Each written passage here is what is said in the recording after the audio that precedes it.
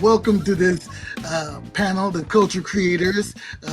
We have artists, artistpreneurs, entrepreneurs, those who are at the center of what some will call a new arts movement. And we're going to talk about the importance of arts and culture in these times and the legacy of the Harlem Renaissance. First, I'm going to introduce myself. My name is Marco Nobles. I am partner of Enjoy Enterprises, which owns and operates rhythmandsoulradio.com, which is an urban eclectic internet radio station that's 24 hours a day featuring independent artists and all music of the diaspora, all genres of music that we have a hand in. And I'm pleased to be able to moderate this session. I will take a moment to introduce our panelists. I will start with Moikansi Kama, who is a longtime friend. She is founder of Image Nation Cinema Foundation. Image Nation does progressive media by and about people of color with the goal of establishing a chain of art house cinemas dedicated to these works. Through a variety of public exhibitions and programs, Image Nation fosters media equity, media literacy, solidarity, cross-cultural exchange, and highlights the humanity of Pan-African people worldwide. Currently, Image Nation is developing its existing raw space culture gallery into the Soul Cinema Cafe, a 60-seat boutique cinema cafe dedicated to Black and Latino film, music, and culture. This social enterprise will be sitting in the heart of Harlem along Adam Clayton Powell Jr. Boulevard at 122nd Street. So, Moikansi, welcome. Thank you. Eartha Watts is author of Love Changes and founder of Eartha Tone Enterprises and publisher of Eartha Tone Books, an imprint of Eartha Tone Enterprises LLC. You all will notice the running theme of that. Eartha is the New York Foundation for the Arts artist and entrepreneur, a writing fellow of the Center for Black Literature and the North Country Institute. She has led publishing workshops, writing and publishing workshops for the New York Public Library, the New York City Police Department, the National Writers Union, Project Enterprise, and other not-for-profit. Eartha lives in New York and is an active member of the Harlem Writers Guild. Eartha, welcome. Thank you, Marco. Welcome. Thank you. Excellent. Now, we expect to be joined by Janet Rodriguez. She, I believe, was here. We expect her to be able to get back with us.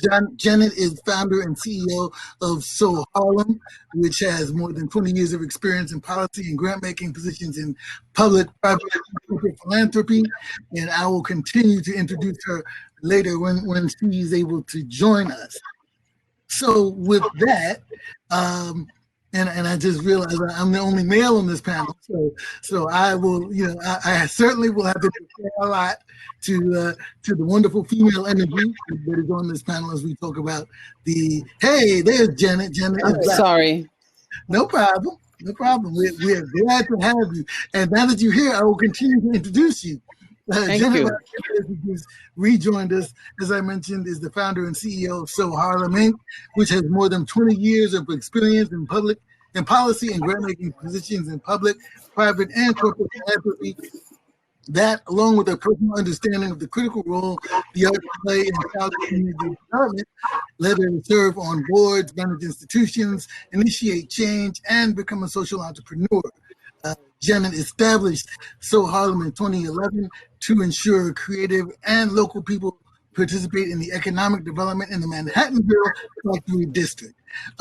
Janet, thank you for being here. We're glad we were able to get you back. Thank you. Excellent.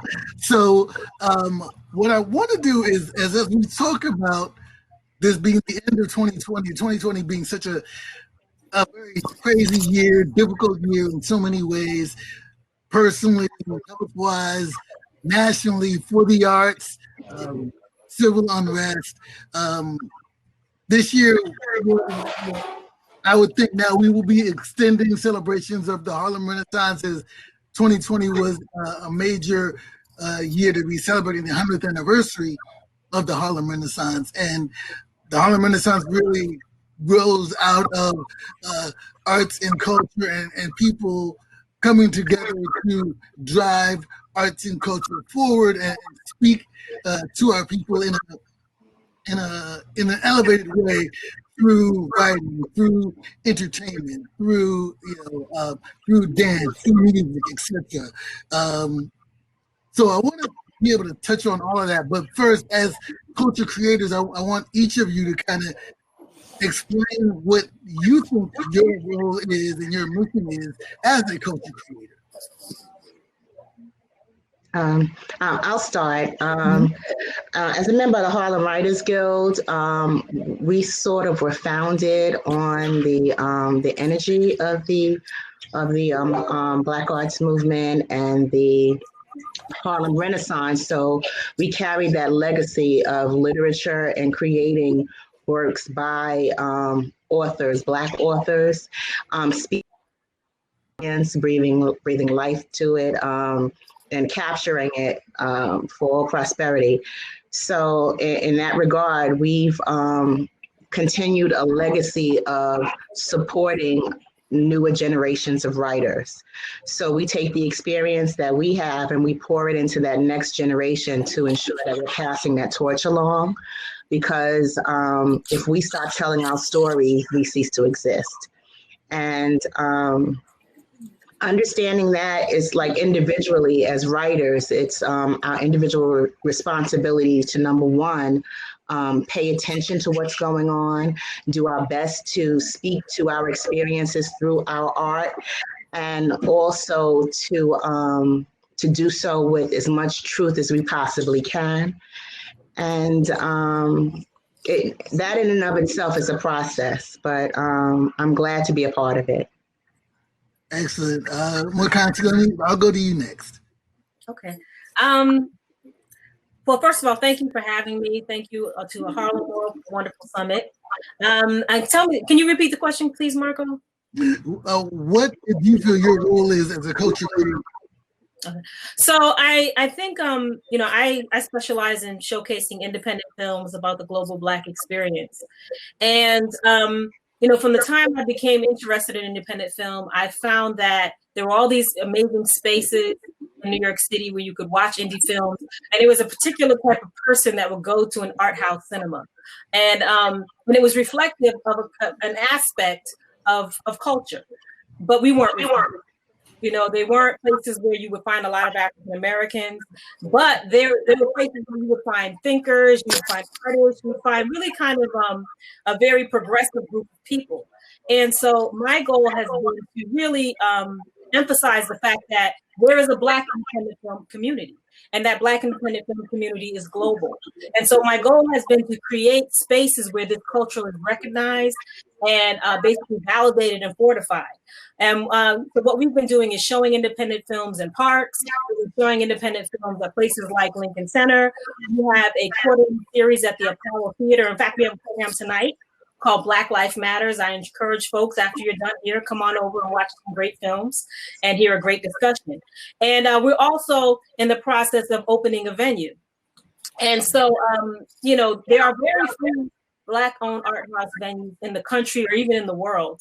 So our idea has been to really fortify and acknowledge the existing culture. And within the independent film community, within that independent film culture, there are certain things that we do. The independent film viewers are very literary, so you can have an independent film event and tie literature to that event. Independent film viewers love all types of art. So I can also infuse music, I can infuse visual art, I can infuse the culinary art, any type of art that appeals to this community. So for me, it's really about creating spaces for the culture to thrive. I will say the one thing that happened as a result of COVID-19 is we now realize more than ever that those spaces are virtual and they are also brick and mortar. And so this is part of our mission as an organization too, to really merge the brick and mortar and the virtual. We call our new venue a click and mortar venue, which means you can click can get access and you can walk in the door. And so that has been a big part of our new direction. So our mission is to bring us together from all parts of the globe and to create a space for independent film culture, or what we call soul cinema culture. Excellent. Janet, I'll turn to you in terms of your vision and view, and what you feel your mission is as a culture creator. Okay, I think it would be best, and I had agreed yesterday when we met that I would do this. I need to show you so you could see what racial equity and redevelopment in Harlem could look like. So this is our designer studio. We're in the Mink building on 126 in Amsterdam in Harlem. So this is where everything is designed, fabricated, and then comes to life.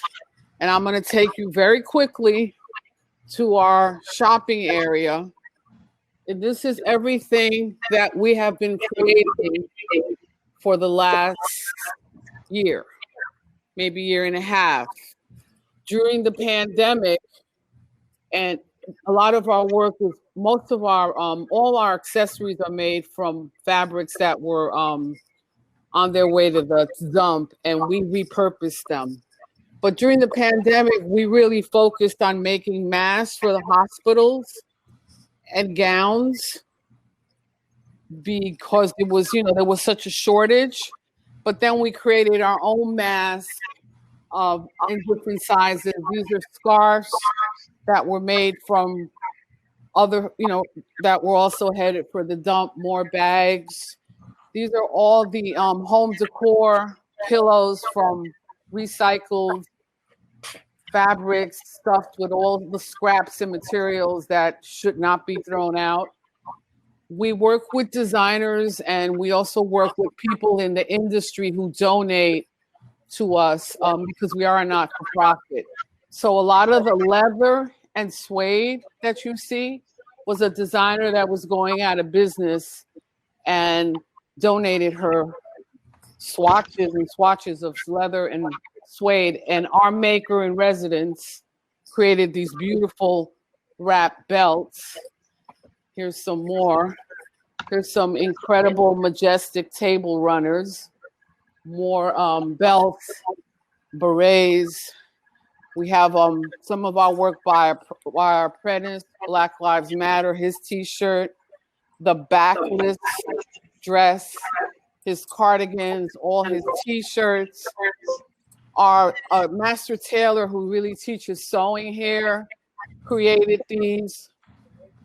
These are made for whatever size you are. So this is the beauty of when you have your own space to fabricate, that you can accommodate people.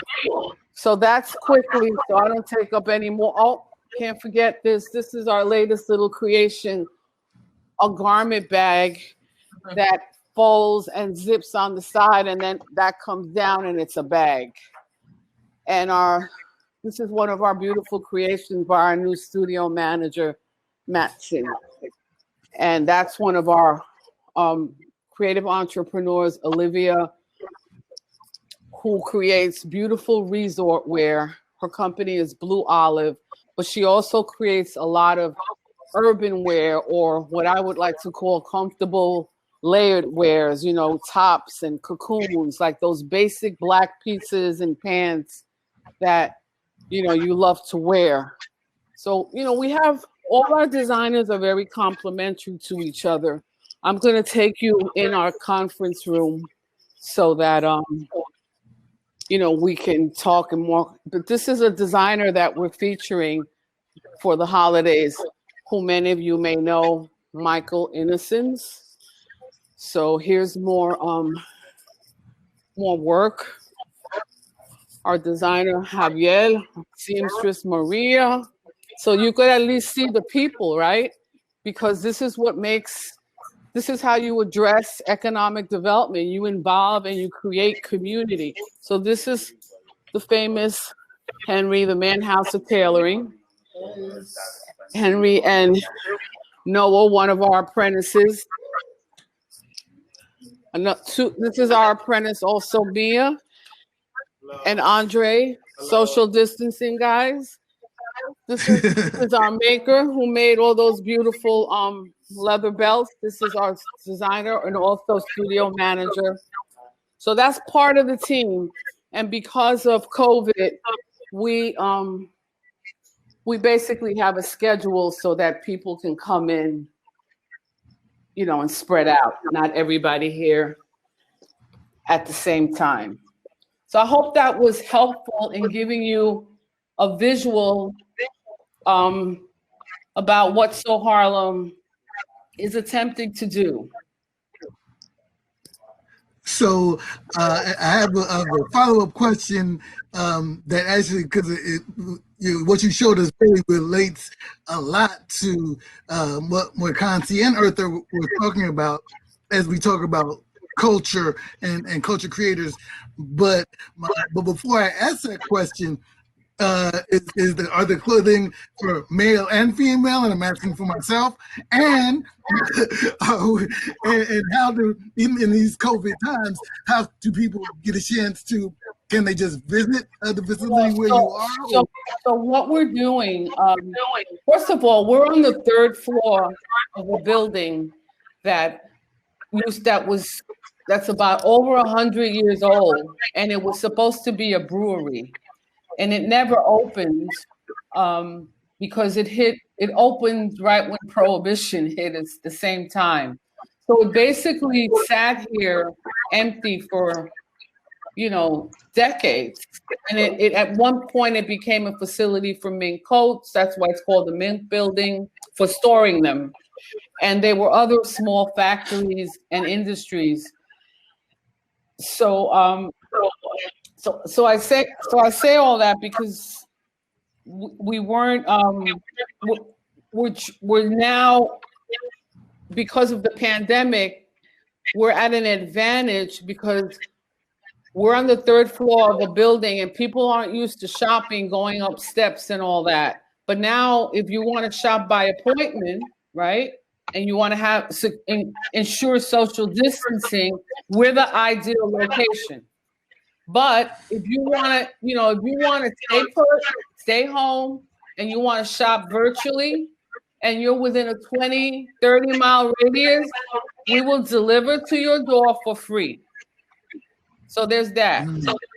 And we're offering also, if people just prefer to order something online, and we bring it downstairs to your car or your bus, whatever, we're doing that. So we're reinventing how we shop.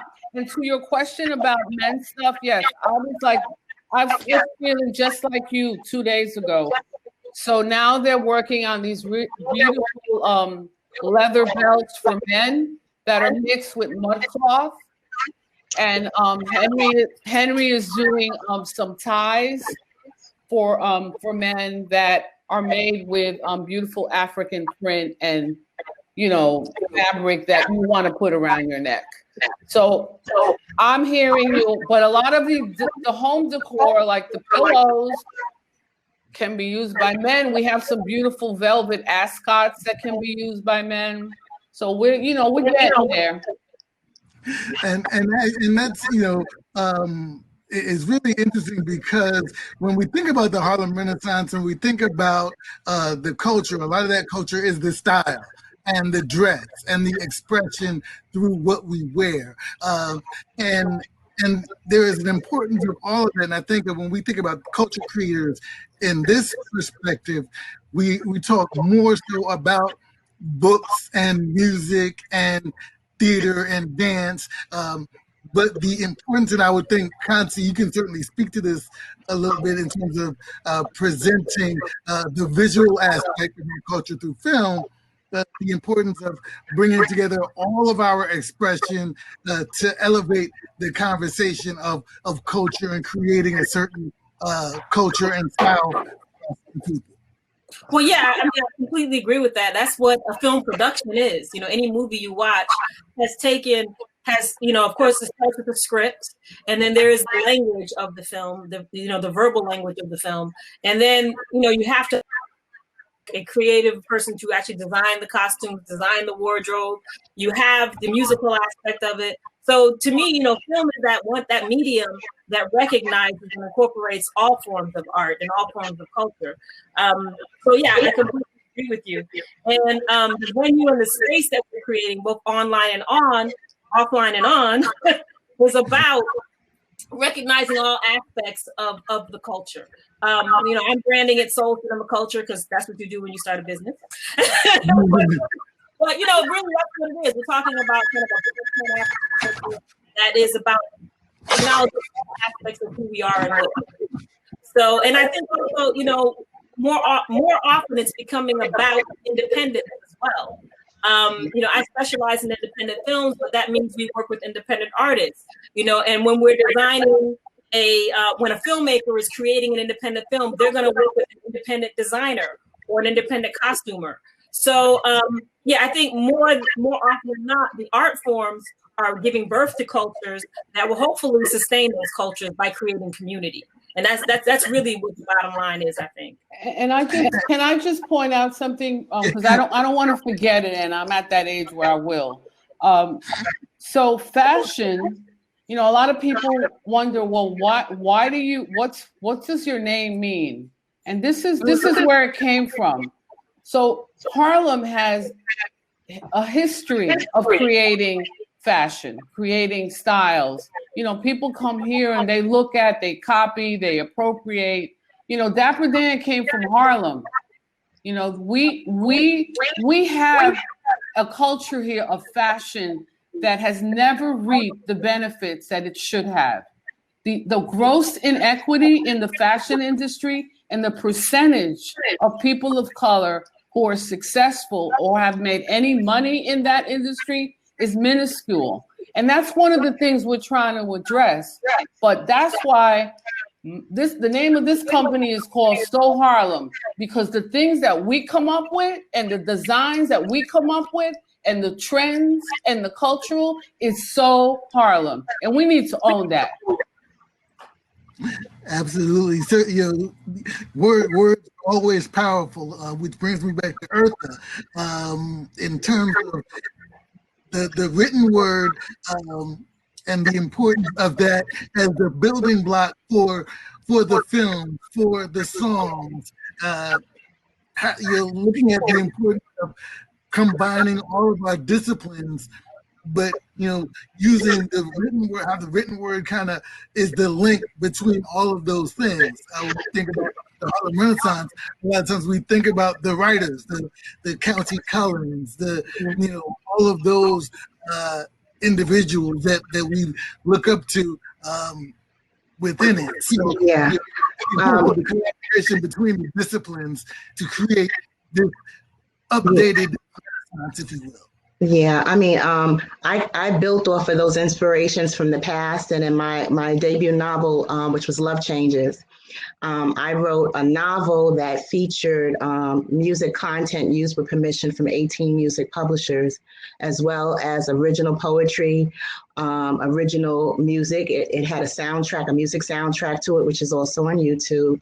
And then I also paid homage to Maya Angelou, Nikki Giovanni, and James Baldwin within the text. And then I used creative ways to just incorporate all aspects of the culture that inspired me, from furniture design, which the furniture pieces themselves became a character. And I did this in the setting of the South Bronx, Harlem, and Lower Manhattan, with characters that were urban, as in having an urban background, but educated, professional, having careers and lives, just as we all do wherever we live within New York. We have our lives, we have our experiences, we have our family drama. I made sure and made a gumbo out of all the experiences of just being Black in New York. And I set that in 1990 using 1990s music, 1990s history and culture. And that's why I called it Love Changes. And it took me 12 years to write and publish, because about 6 of those years went to getting permission to quote the song lyrics. Well, let me ask, I'm going to ask everybody what you think about how art and culture has evolved in the year that you've been a culture creator. So whether you want to say it's last 10 years, 20 years, 30 years in your area, how do you see things have evolved? Because things have moved so quickly, particularly recently due to the advent of the internet, digital, COVID-19, that we've had to pivot so much. So how do you see things changing in terms of arts and culture over the last few years, however many years you wish to go? Conti, I'll start with you. Yeah, I guess it's probably easiest for me to answer. I think, digital for a film person who started off promoting independent films on the street with paper flyers. These things are the thing of the past. And over the years, we went from shooting on film to shooting with a mini DV tape to now there's just a digital cartridge. And the medium and the tools have changed so quickly and so rapidly in the last 10 years. That frankly, it made me a little dizzy. I was resistant to the fact that we were going online. I mean, everyone knows we're going online with film and television, and that's something that my brain was resistant to. We were, determined to open the cinema cafe, and it was going to be a brick and mortar, and people were going to sit together and watch film. And then COVID hit. And COVID made me finally deal with the fact that, I was already planning to make my venue click and mortar. But because of COVID, I've had to open with the click and not the mortar. And so now we're really focusing very heavily on building our online community and on selling films online virtually. One of the things that did happen, though, is that I think prior to COVID, I don't think people were as willing to pay a ticket price online, to just kind of like buy the movie and pay the $10 and watch it online. I think folks are more apt to wait for Netflix, to wait for Amazon. But there's been a bit of shift in the film viewing culture where people are willing to just say, okay, it's new, it's indie, I want to watch it now, pay the ticket price. So I think that's a good thing. And also, because of COVID, the fact that so much is going online, people are really now becoming accustomed to gathering online, to watching in groups, to creating community in that space. So, it's been happening in the film world, for a while. But in the last year, we literally have gone to movie theaters. When you hear of it shutting its doors, that's major. That's a major corporation. When the corporations have no place to show their content except online, a major shift has happened. I do think, however, for independent films, it's still a little different because there's a smaller community. We have smaller. We have more flexibility in terms of our revenue streams and what we're able to do. So I don't think that our houses will actually die, even if the larger cinema chains die, because we rely on local communities and we rely on local dollars. But that has been a major shift. But it's also been a good thing. Like the program I'm doing tonight with the Apollo, I have a filmmaker coming in from Puerto Rico. I have one coming in from South Africa, and I have one coming in from LA. The other ones are New York based. I would not be able to do that program just economically if we hadn't had this shift.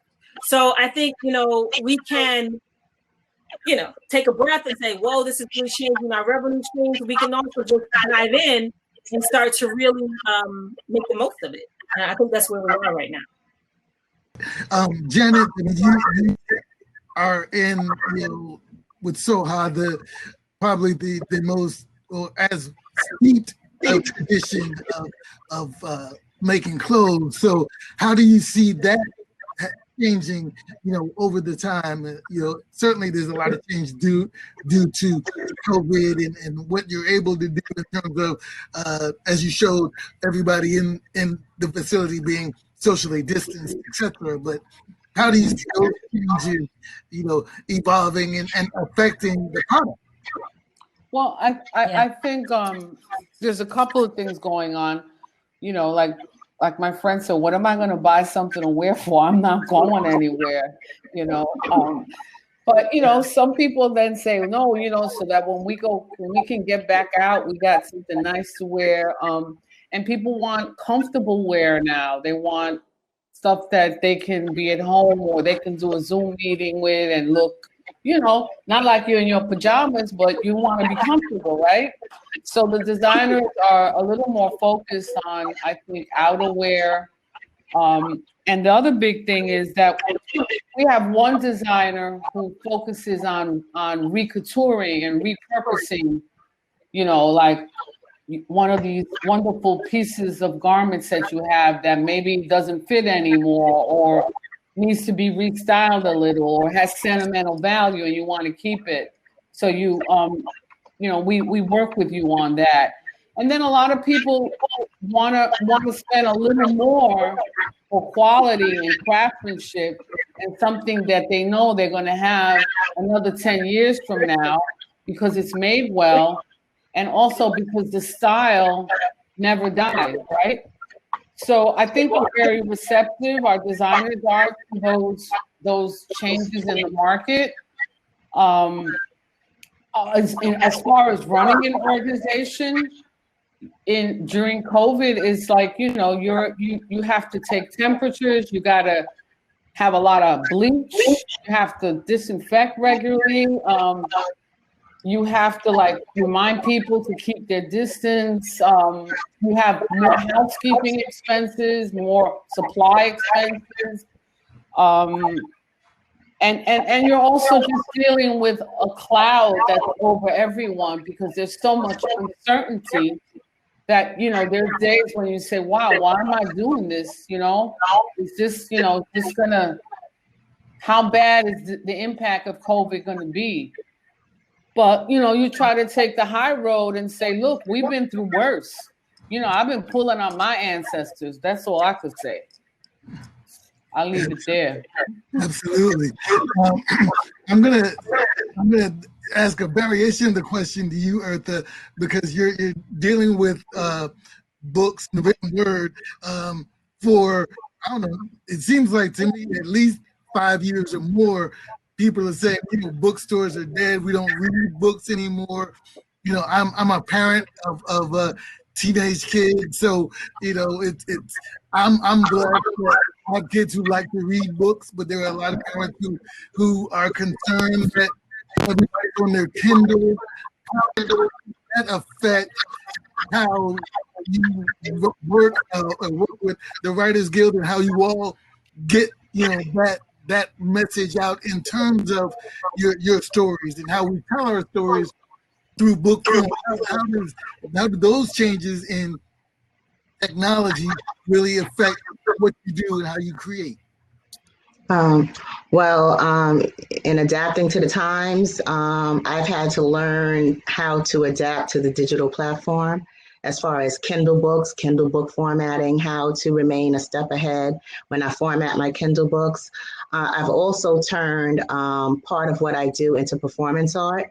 So when I do read certain pieces, I'm able to embody it when I read it in public. I also do poetry, spoken word art, and I do live venues. And in addition to that, I publish a planner, datebook, calendar, journal series called A Planner is a Girl's Best Friend, which is a resource calendar which provides resources for young people who may not necessarily know how to do certain things or how to access certain information. So I've stopped looking at myself as just a writer and started identifying that I'm also a graphic artist, a performing artist, and sort of just giving myself room to breathe and grow on social media platforms. And that's how I rein in an audience. Right. Given the changes for all of us in technology, in quote unquote the new normal, how do we then? This is going to be kind of a loaded question, I guess. How do we, as we talk about Harlem and Harlem style and taking the lineage of the Harlem Renaissance and continuing to make it ours? How do we do that when there's so many different influences? Because it is a global thing now. So there are a lot of times when we talk about, Harlem is a state of mind, and in these times it probably is never more apparent that is true. It's not just, based on being physically in Harlem, but Harlem is worldwide because Harlem is also a brand.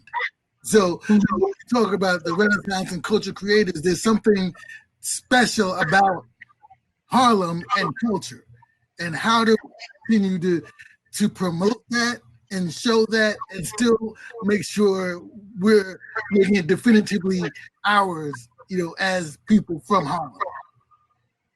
Anybody can start. Oh, I'll speak to that. I know for me, what I try to do is embody all aspect of it that still inspired me.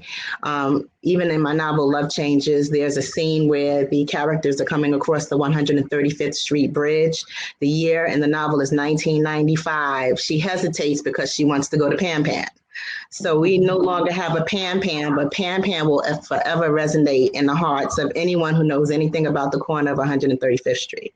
So those aspects of Harlem, down to that certain aspect that certain people in a section of Harlem have, that twang that they have in their vocal tone, where we can recognize a person from Harlem as opposed to a person from Brooklyn. We can tell who's from Harlem and who's from Brooklyn. All those little nuances of Harlem flavor, I try to put them in words, capture them, speak to them, pay homage to them however I can in the subtle details of my writing. And in my way, that's like capturing those bits of history that may not mean anything to anyone that don't know anything about it, but it connects my generation to the next generation to the next generation. So I literally try to write about everything I love about Harlem and put it in such a way that if I'm doing it right, it'll make people giggle. Yeah, I just think that Harlem is. I'm sorry. Go ahead. It's okay. I was gonna say, Eartha, first I'm gonna need you to demonstrate those different accents for me, because I'm at Syracuse and I don't know the difference. I need to know the difference. I've been in Harlem for 20 years, so I need to. But oh, you gonna do it now? For me? No. Okay, so we'll make up. I need to learn this. But I want to kind of echo what Eartha is saying. I really think it's about recognizing the history of this community. And so there's only one place where you can, talk about Malcolm X on the soapbox. There's only one place where, I can look across the street from my venue and say, Marcus Garvey's headquarters used to be there, and so there's only one place where certain hip hop artists came up, so I think that it's about recognizing the history of this community. And also there's a thread that goes through Pan-African culture, and Harlem is a Pan-African community. So of course there are going to be similarities, but if you take a kid who grew up in Senegal and you take a kid from Little Senegal, you will see the differences. So I think it's also in the cross-cultural exchange that we recognize Harlem culture. And I think you can do that no better than with a movie.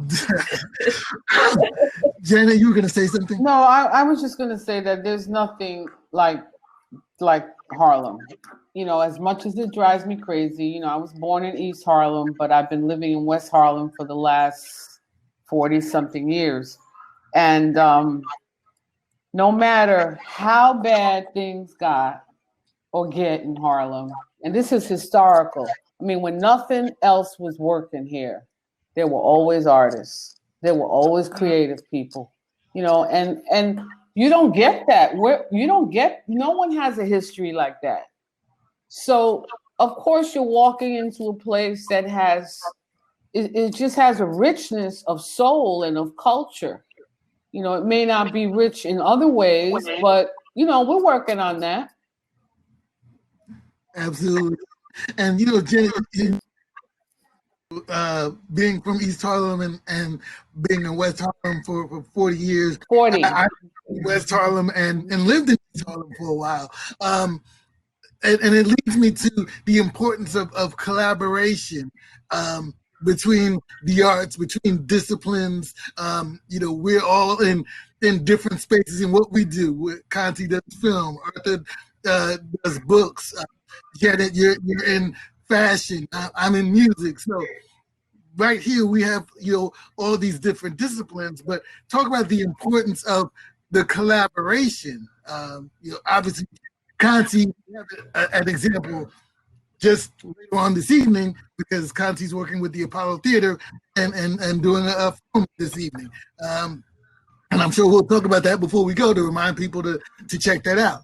But talk about the importance of the collaboration between arts and arts agencies and artists and entrepreneurs, etc.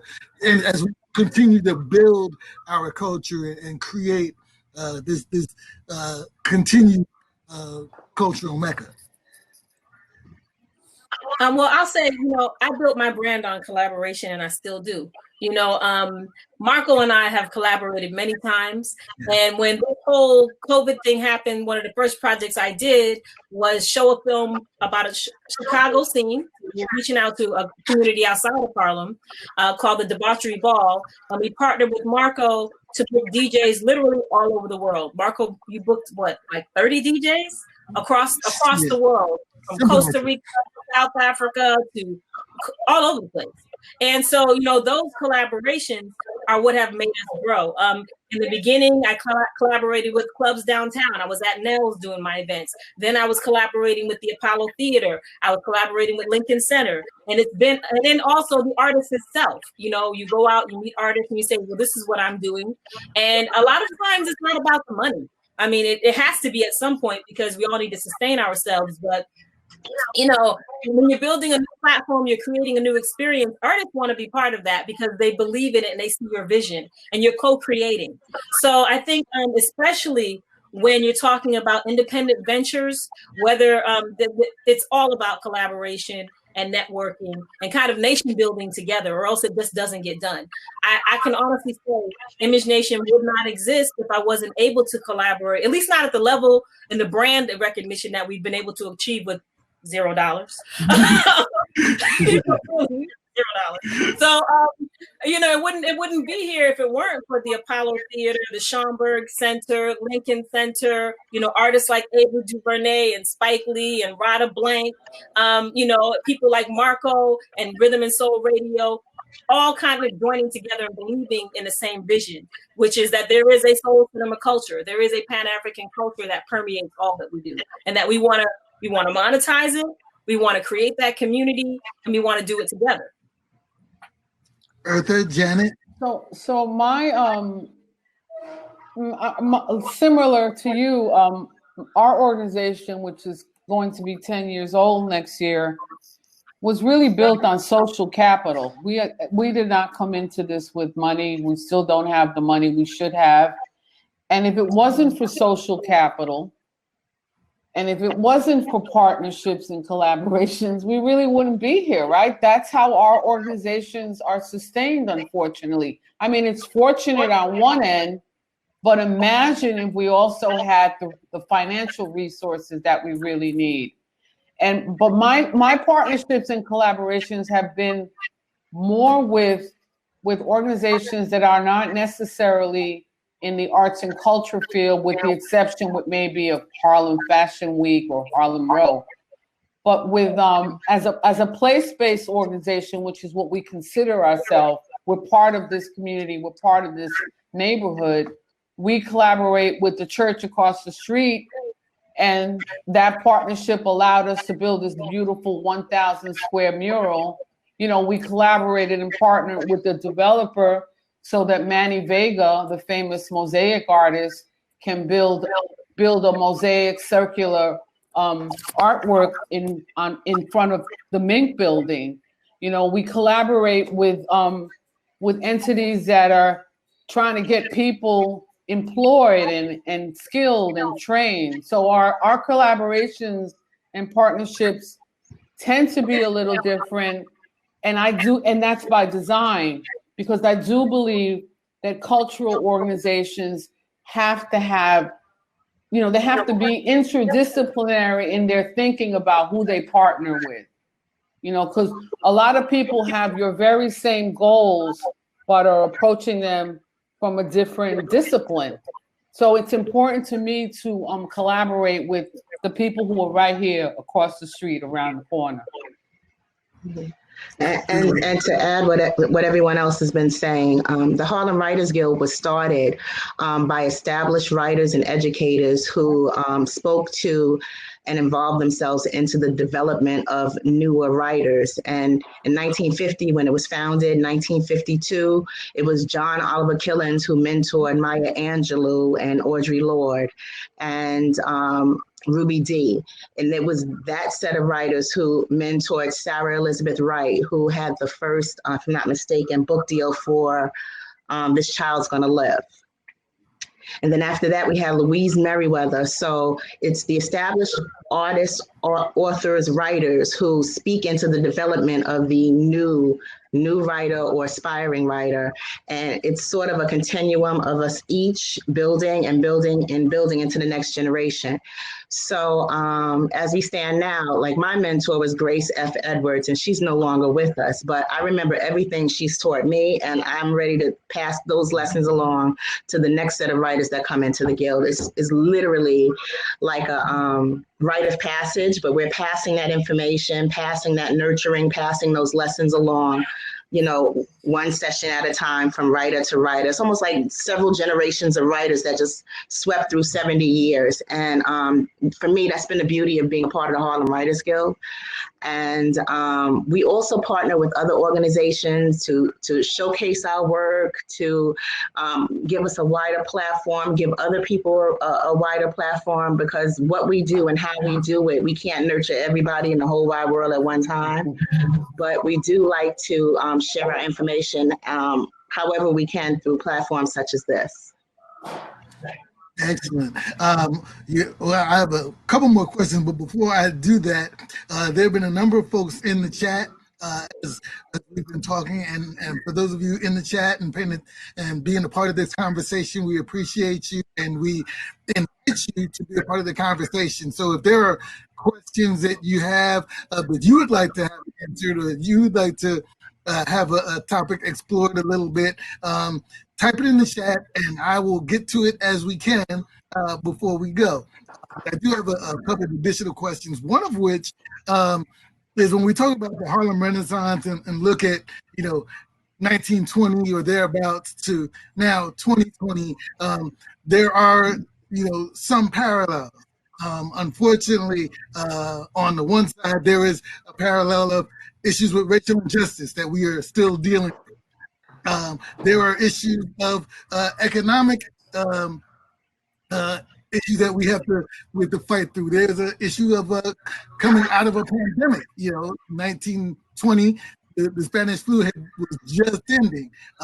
We're in the midst of another pandemic in COVID-19.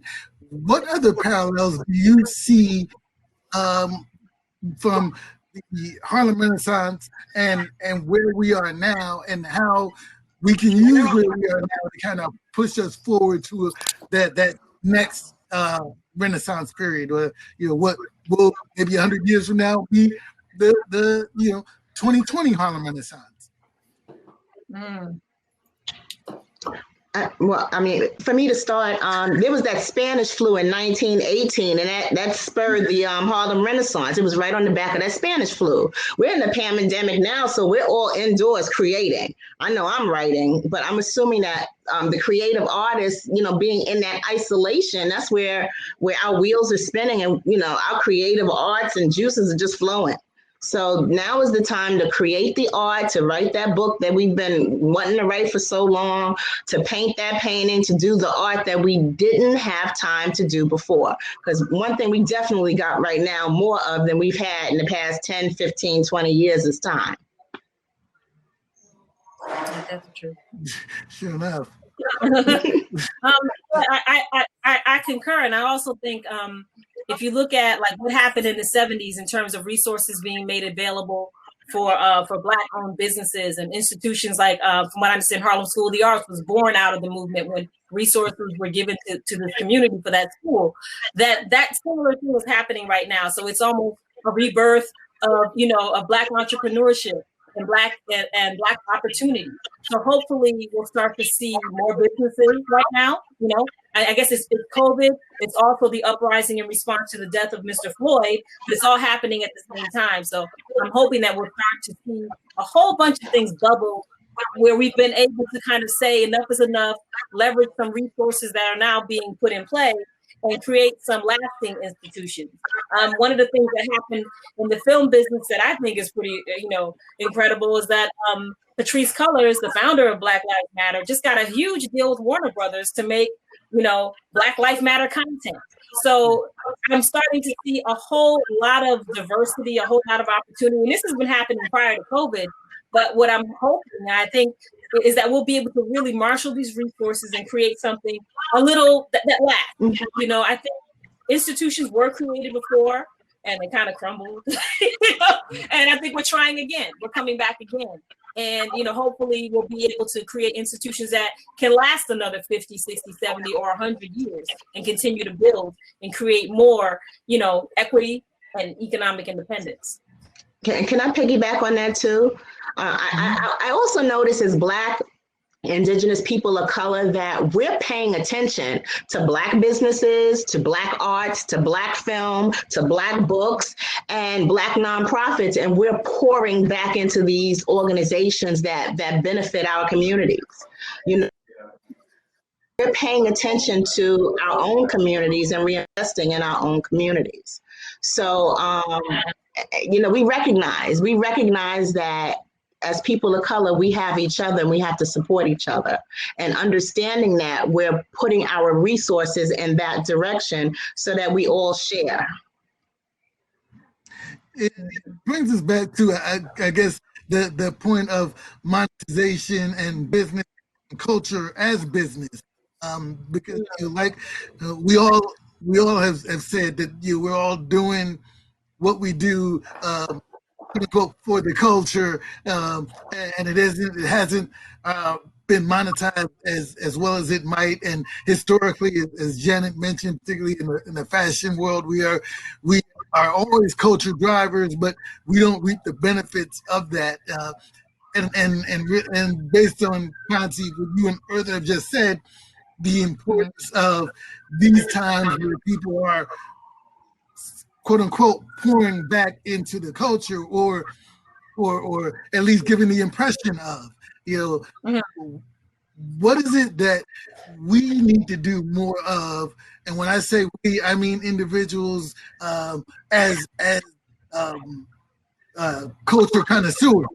What do we need to do more of to make the monetization easier for our cultural institutions, our cultural agencies, to continue to be able to provide those things that we need as a people, to kind of continue to have our spirits lifted and continue to pull us through times like we're in right now, where we need the arts more than ever.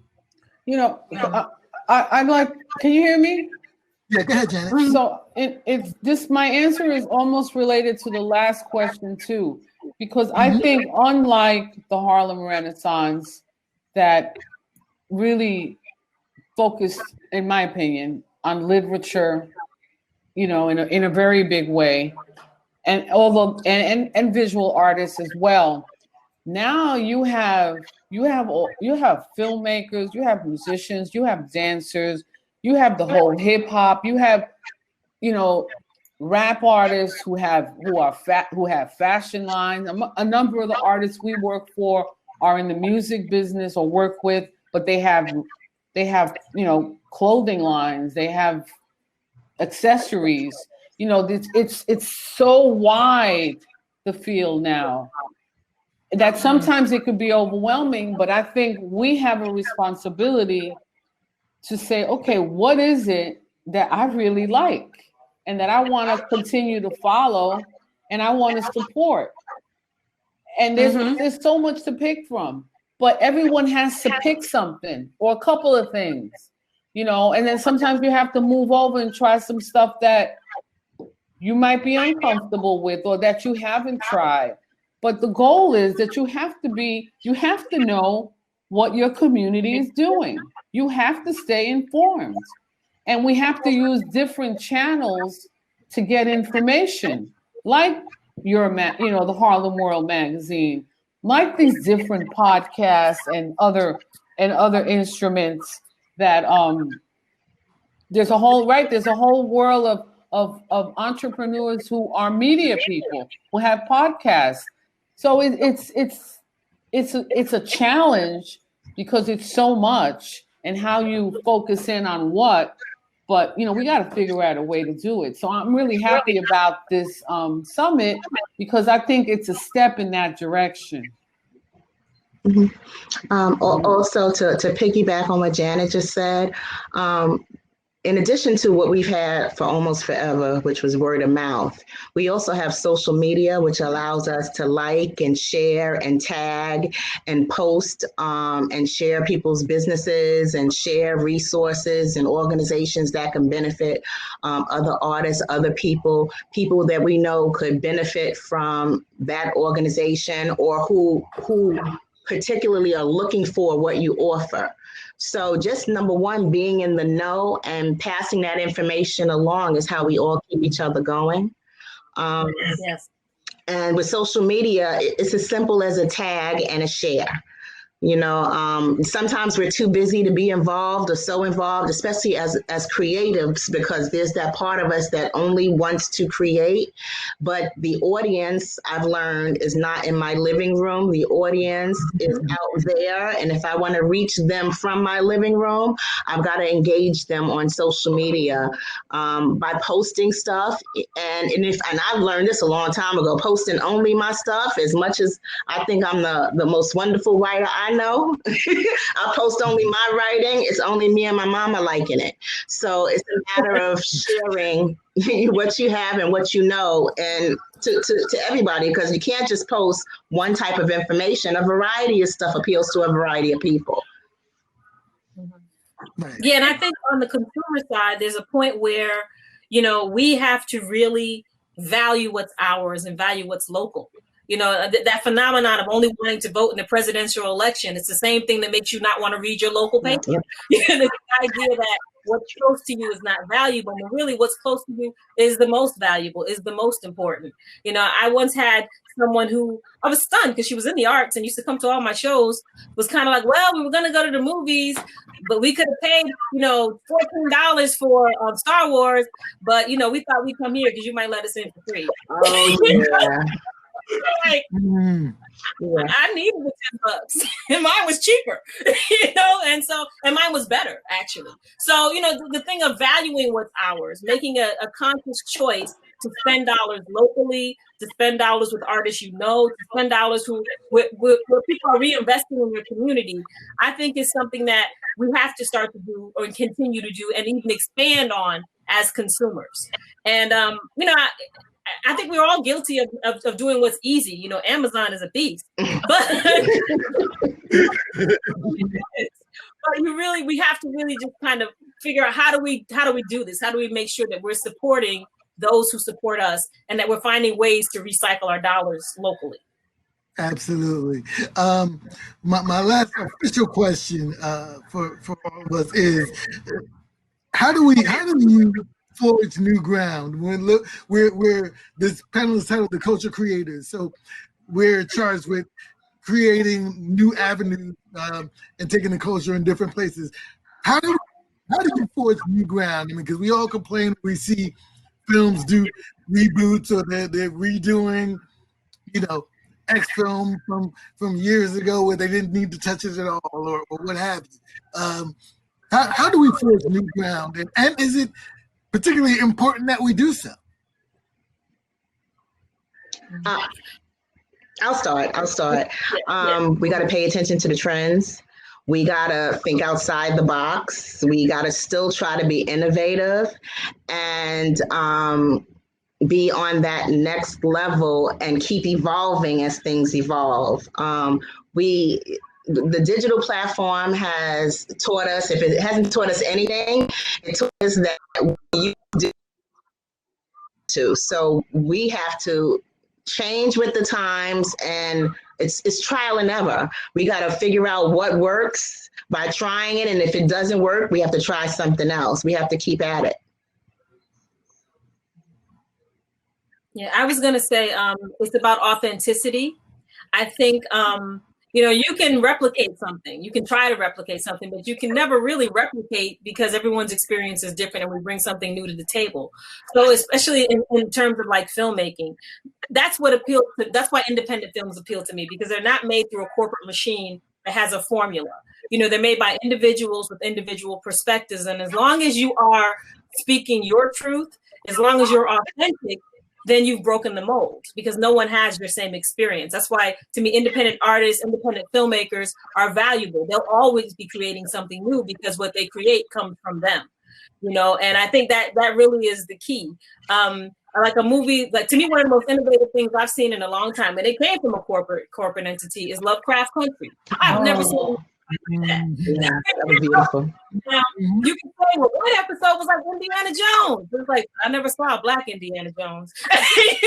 And I never saw, another episode with this astrophysics element to it. It was so awesome. It had poetry from Sonia Sanchez. It had all of these elements coming together, but the voice was really unique. And it's about those authentic, unique voices shining through. And, I think that's what we're all looking for. Right, and also to piggyback too, nowadays the individual artists can really self-publish, self-promote, self-create. You're not locked into like me. Years ago, authors could not release a book without a publishing company, without the expense and an advance and the budget of a big house publishing company. Nowadays, we can independently publish. Just like independent filmmakers, it's easier for them to create these films now than it was 10, 15, 20 years ago. And the beauty of fashion is that fashion seems to me that it's all at the hands of the creator. A person who designs is their own unique entity. So it's beautiful to see someone take something, a piece of a garment, and take it somewhere else and do something different with it. Like the belt, the leather and the mudcloth belt for men. I hope you have one for women. Yeah, sure.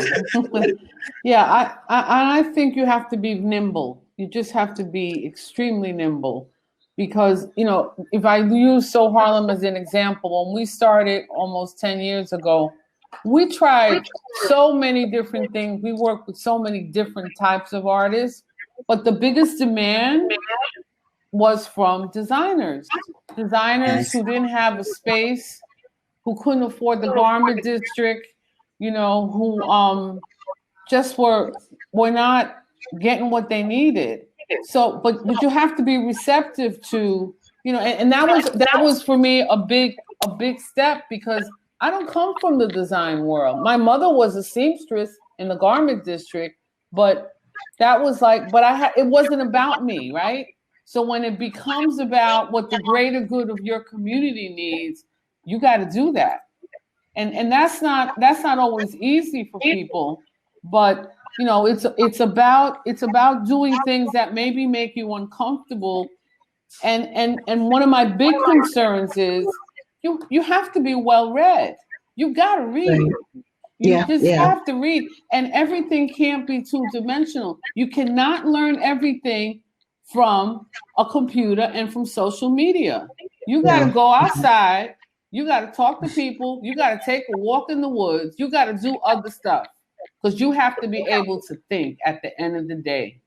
And we're dealing with a situation in right now with a younger generation that has not been given that opportunity. So that is very important to me. I noticed for so many years before, it was if you didn't fit into a certain formula, you weren't allowed to showcase. So, I mean, literally, you couldn't showcase your clothing, you couldn't showcase your books if you didn't fit into what the formula was. And definitely the film industry was just that tight little niche of who can be on Warner Brothers, which even left Black actors out. So I think it's up to us as individual artists to kind of hold it together when it comes to the culture, because in creating, we keep it going. Absolutely. One of the blessings about Harlem and Harlem culture is that it's always been outside of the box, and all three of you have done so in your own ways, in your own industries. Before we go, as we wrap up, I just want to make sure everybody knows how they find your entities, your agencies, and be able to support as we talked about the importance of supporting our cultural agencies. So Janet, again, please let everybody know who's watching how they can find So Harlem and find out how they can support.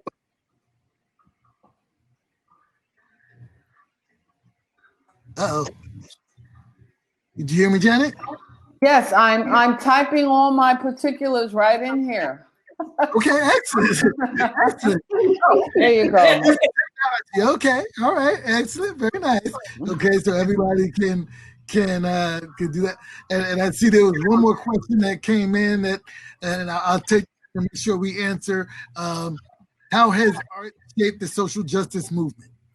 I think the social justice movement came from art. We founded that bad boy. Okay, our artists have been dealing with social justice since the day they picked up a pen to write, to paint, to direct. That's in our DNA. We own that. Nice, simple answer. I like it. Whether you want to, type it in the chat for everybody, or tell everybody how they can, support Harlem Artists Guild, support your work, etc. I will do that right as we speak. And Conti, you can do the same, whichever you prefer. I can't figure out how to do it. I see okay.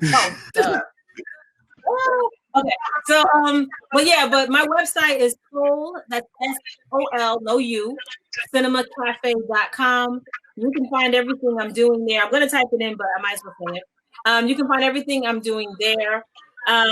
We have the show tonight at the Apollo after the summit, so I'm not pilfering audience. It's after the summit.